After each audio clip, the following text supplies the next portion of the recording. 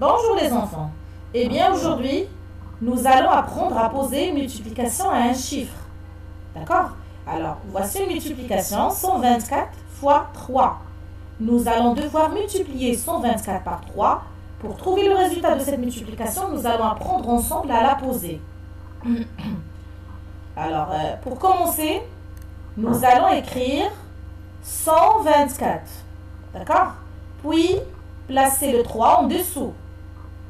Attention, il s'agit de 3 unités. D'accord? Donc, il va falloir poser le 3 juste en dessous du 4 dans la colonne des unités. D'accord? Puis, écrire le petit signe qui correspond à la multiplication et finalement tracer la barre qui sépare la calcul de son résultat. Et voilà, notre multiplication est posée. Pensez à utiliser les carreaux de vos cahiers pour bien la poser. Donc, comme j'ai fait ici, un chiffre par carreau, comme pour une addition ou bien une soustraction. Alors, nous allons commencer bien sûr par les unités.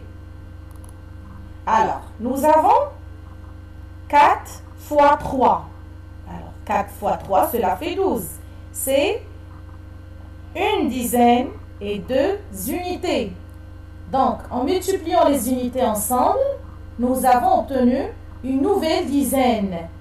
Alors, les 2 unités de 12 vont se placer dans la colonne des unités, au niveau des résultats bien sûr. Et la nouvelle dizaine obtenue va se placer à droite de mon résultat. Il faudra l'ajouter tout à l'heure lorsqu'on calculera les dizaines. D'accord?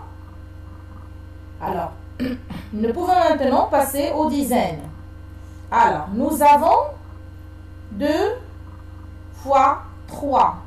Alors, 2 fois 3, c'est 6, plus le 1, c'est 7.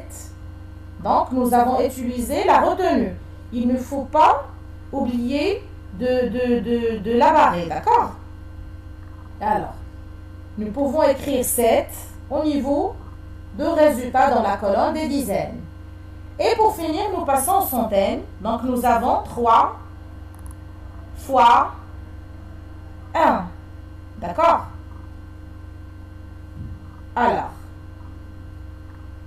3 fois 1 ou bien 1 fois 3, c'est 3. D'accord? Alors, nous pouvons écrire 3 au niveau des résultats dans la colonne des centaines. Et voilà, notre multiplication est terminée. Donc, 124 fois 3, c'est 372.